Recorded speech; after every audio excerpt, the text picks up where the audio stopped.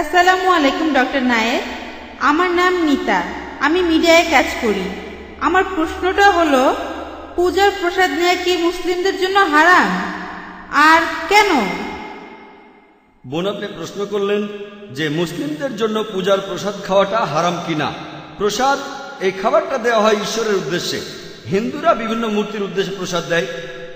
পবিত্র কোরআনে মোট 4 জায়গায় উল্লেখ করা হয়েছে। সূরা বাকারার 173 নম্বর আয়াতে উল্লেখ করা হয়েছে, সূরা মাইদার 3 নম্বর আয়াতে উল্লেখ আছে, সূরা আনামের 145 নম্বর আয়াতে উল্লেখ করা হয়েছে, এছাড়াও সূরা নাহলের 115 নম্বর আয়াতে উল্লেখ করা হয়েছে, হুররিমাত আলাইকুম মাইতাতু ওয়াদ-দামু ওয়া লাহমুল খিনজির ওয়া মা উহিল্লা লিগাইরিল্লাহ বিহি। তোমাদের জন্য হারাম করা হয়েছে মৃত জন্তু, রক্ত, শূকরের মাংস খাওয়া, আর যে পশু জবাই করার সময় আল্লাহ ব্যতীত অন্য কারো নাম নেওয়া হয়েছে। তাহলে যে পশু জবাইকালে আল্লাহ ছাড়া অন্য কারো নাম নেওয়া হয় সেটা আমাদের জন্য হারাম। আর এই কারণেই পূজার প্রসাদ নিয়ে খাওয়া এটা হারাম ইসলামে। আপনি বেদেও দেখবেন, বেদের কথা বলছে, কারণ বেদ পরিষ্কারভাবেই বলেছে নাদাস্তি প্রতিমা আস্তি, মহান স্রষ্টার কোনো প্রতিমূর্তি নেই, তার কোনো ছবি নেই, তার কোনো মূর্তি নেই, কোনো ভাস্কর্য নেই, কোনো ফটোগ্রাফ নেই, কোনো পেইন্টিং নেই। তাহলে বেদ অনুযায়ী ঈশ্বরকে খাবার নিবেদন করা নিষিদ্ধ। তাহলে দেখছেন যে বেদও এর বিরুদ্ধে কথা বলছে, এটা ভুল। মূর্তির উদ্দেশ্যে খাবার দেওয়াটা ভুল। একইভাবে যেহেতু কোরআন নিষেধ করেছে, মুসলিমদের নিষেধ করেছে খাওয়া যাবে না, নেওয়া যাবে না, এটা ভুল বোন। আশা করি উত্তরটা পেয়েছেন। স্যার, আরেকটা ব্যাপার, আমি একজন শিখ, মাঝে মধ্যেই গুরুদুয়ারায় যাই। গুরুদুয়ারাতে কোনো মূর্তি নেই, মূর্তি পূজা হয় না।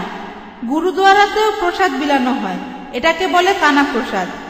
এই প্রসাদও খাওয়া যাবে না, এরকম করার কারণটা কি? সুন্দর প্রশ্ন। এই প্রসাদ তো কোনো মূর্তির উদ্দেশ্যে না। হ্যাঁ ঠিক বোন, আমি আপনাদের গুরু গ্রন্থের একজন ছাত্র। আর দেখবেন যে শিখদের কথা অনুযায়ী ধর্মগ্রন্থ, প্রথমে আদি গ্রন্থ, গুরু গ্রন্থ, এখানে ঈশ্বরের একাত্মবাদ নিয়ে বলা হয়েছে। সেখানে বলা আছে যে মহান স্রষ্টার কোনো মূর্তি নেই, ছবি নেই। মহান স্রষ্টাকে সেখানে বিভিন্ন নামে ডাকা হয়েছে, রাহিম, কারিম, আল্লাহ, অনেক নামে। এখানে আমাদের মিল আছে। তবে দুর্ভাগ্যজনকভাবে যখন গুরুদুয়ারায় যাবেন, যদিও শিখরা এমন কোনো স্রষ্টাকে বিশ্বাস করে না যার কোনো ছবি আছে, তারপরও তারা উপাসনা করে গ্রন্থকে, মনে করে গুরু, কারণ গুরুর এখন নেই। আর সেখানে যে প্রসাদ দিচ্ছেন সেটা পরোক্ষভাবে একই জিনিস। শিখ ধর্মগ্রন্থ বলছে মূর্তি পূজা করা নিষেধ, এখানে তারা পরোক্ষভাবে খাবারগুলো স্রষ্টাকে দিচ্ছে। আর এমনকি গুরু গ্রন্থ বলছে স্রষ্টার খাওয়ার প্রয়োজন হয় না। তাহলে আপনারা স্রষ্টার সামনে কেন খাবার দিচ্ছেন? পবিত্র কোরআনে সূরা আনামের